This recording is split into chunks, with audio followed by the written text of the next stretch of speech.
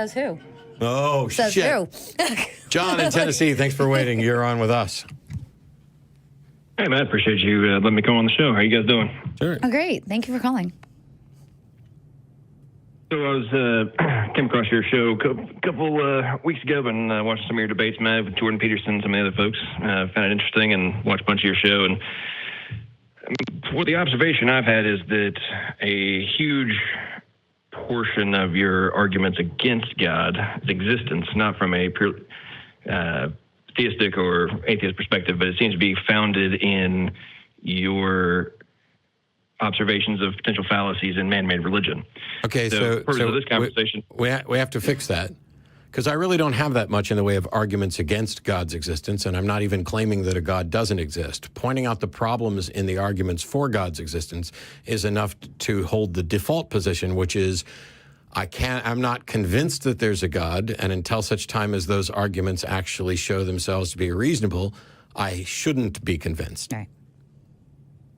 and that's what I had concluded. I was referring specifically in context of what most of your arguments I hear you make to other people are in regard to scripture fallacies and stuff like that. Oh, no, that's not even close to the last piece of. That's not even close to most of it.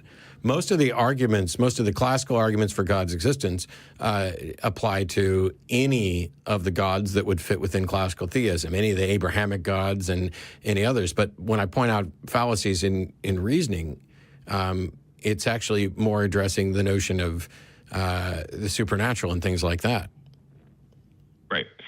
So the purpose of my call is to have a conversation, and I'm not going to reference anything from the holy books, spirituality, altered states of consciousness. Okay. My purpose is to make arguments from known observable science, genetics, quantum mechanics, linguistics, and then use logic to create directly comparable analogies and to argue that it's more logical and plausible that a creator, not from a specific theistic perspective, but a creator in general, is more likely than, and the evidence would support the existence of that entity existing, not that we exist through accident, random chance, laws of natural selection, things of that nature. Mm-hmm. Does that make sense? Yeah, but it sounds like a butt ton.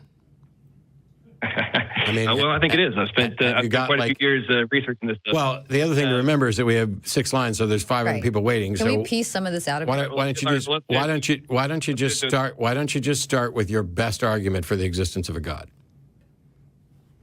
Okay, before I do that, I want to make sure we're the same starting point. So, is it your position that God must be proven beyond all doubt to exist? As I've heard you say, you need to see him face to face, for example. Or do you agree that a plausible argument based on physical evidence, observable and acceptable by science, will be enough to reach the conclusion that a higher power exists? Well, you can't do that with science, just like you can't do it with mathematics. There's no variable for God. So I don't hold that you can be absolutely certain of anything, so I'd never hold that something would need to be proven beyond all doubt. Different claims required... Okay, so plausible arguments, okay. Right? Not all claims are created equally, and so different quantities and qualities of evidence would need to be presented for various claims. All right, so from a logical and observable perspective, would you agree that without intelligence of some level, language can form? Like things like syntax, context, and determination will be used as the method of information transfer. Well, you said without intelligence, language can form, and I think you meant can't. Can't. Are you saying without it, it can form? Oh, am I saying that language can form in the absence of intelligence? No. Yeah. Okay. Would you agree that... No, hang on. I just acknowledged that I'm not saying that language can form in the absence of intelligence. That doesn't mean that I'm asserting anything. Okay. Would you agree that binary code is a language and that without it, or another language used to the same purpose, the technology we're using right now to communicate could not exist? Or at least not without a different method of communication being designed, but not without a direct cause that requires intelligence? So nothing about the nature of a binary bit itself is code. Code is what we use when we describe using ones and zeros or some other mathematical construct to encode language. The syntax of binary was designed by a human, right? Yeah, the syntax of the binary language that we use in computers was, but it didn't have to be that way. No. Okay. Would you agree that DNA is a quaternary programming language that has syntax, context, and a plethora of logic rules for its baseline? No. Well, scientists would agree otherwise. No, science. No. So here's the thing. You can. Here's the John. Yes, you're going to find scientists who are going to agree with anything, but the scientists that talk about DNA as a language are using it as an analog. What we're talking about are chemicals that are self-replicating that create these structures. And so it can be viewed as a language, just like many other things can be viewed as a language in a form of analogy, but not as a language that was intentionally constructed to convey information, to pass a thought from an intelligence to another intelligence. Okay, so it's from that context, are you arguing that any form of technology could form without a prior blueprint that has been created from a language that was utilized by an intelligence to form it? And where I'm going with that is I would strongly disagree with your argument on scientists not saying it's a language. Nobody had to have a blueprint. Right. Nobody had to have a blueprint for a lever or a wheel. So yes, technology doesn't necessarily require an actual blueprint and intelligence. Some bits of technology begin just as discoveries of the physical facts, and then we build from them. Right. Okay. So that's interesting. You said we build from them, and we're using existing components from an intelligent perspective to achieve an objective, right? Yes. So I'm wondering if your knowledge of nanotechnology that exists inside of our every life form is lacking, because there's not too much in our cells that are the equivalent of a lever. It's highly functional technologies that some of which operate on a quantum level and blow the mind of high-level synthetic chemists right now that are trying to accomplish anything in the remote same realm. We're not talking about levers. We're talking about AI robots that are building and deconstructing things. And just to transcribe cool story DNA. It's not a story, it's a fact.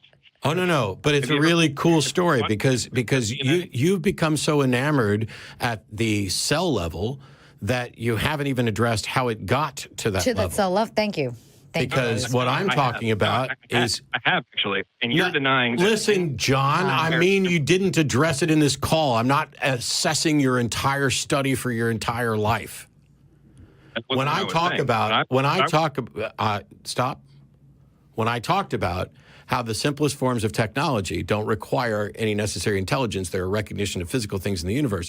Similarly, while we don't have a full understanding of how abiogenesis occurred, or the full process that led to a modern cell, there is nothing that necessarily requires that something magical or intelligent agent necessarily needs to step in when what we're talking about are chemicals interacting under the laws of physics.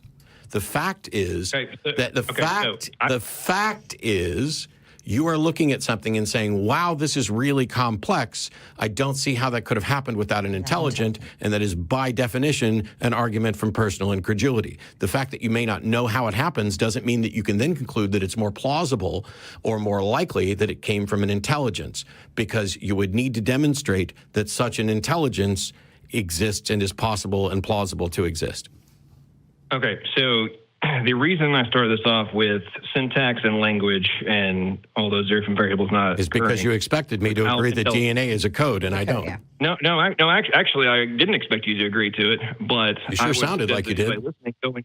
Well, because if you go and you do some basic research, every geneticist on this planet will disagree with you on the fact that there are very... You're on hold. Oh, we're doing timeouts today? Yay for a timeout. I would agree with you that if you did some basic research, you would find that geneticists would refer to DNA as a code. And if you do something beyond basic research, you'll find out what I actually told you, which is that this is an analogy, and none of them, or no significant portion of them, are claiming that, wow, this genetic code must have come from an intelligence, and when they say that it's a code, that they mean it is a transmission of information from an intelligence to an intelligence. You have to do more than the basic research, John. That's my point. So am I back on now? I don't know. Did you listen? I did listen. What did I say? You said that geneticists would say that it's chemical reactions and doesn't infer intelligence to intelligence. Okay. However, the data transfer, that's the whole point of talking about information, is that the foundational premise is whether or not data can come from without the intelligence being there existing prior to. Which is the whole point of why I said, can technology of high levels in the format in which we're talking about, nanotechnology, robots, the microphone we're using, the internet, et cetera, would any of that be possible without intelligence? To which you agreed, as I recall. No, I didn't. No. You're recalling incorrectly because you didn't listen and you don't know the difference between affirming the consequent and rejecting a negative. High-level technology is totally different than what you're talking about. No, I didn't. Goodbye, John. Bye-bye. You want to say goodbye? Yes. Okay. If you go back on the call, what you asked, and this is why I paused to make sure that John understood it, was that I'm not asserting what is or is not required for any level of technology. So when I said I'm not asserting that that technology must come from an intelligence, I'm also not asserting that it cannot come from an intelligence. And so when you look at something like a microphone, the reason that we know that it was designed is because we have mountains of evidence for that and no evidence of microphones coming about by natural causes. John's problem is that he seems to think that we recognize design by complexity. By complexity, yes. You don't. No. You recognize design by contrasting it with that which naturally occurs. You only get to claim that something is designed when you can show that it is designed. And you do that by beginning by contrasting with nature and then finding out the how and why behind it when it was designed. But when you talk about cells, all of the evidence points to cells being something that evolved naturally without a guiding hand. This is just because it's complex does not mean intelligent design had to be put behind it. And the thing that John wants to call data, because there's this information theory about DNA. Oh, well, it's a quaternary code and it's conveying information. No. There's no mind involved, and I would argue that there is no true data involved, and that all of these are just analogies. And you might as well have taken a glass of water, put some Kool-Aid mix in it, stirred it all up, strained it out repeatedly, taken a sip and said, wow, still tastes a little like Kool-Aid.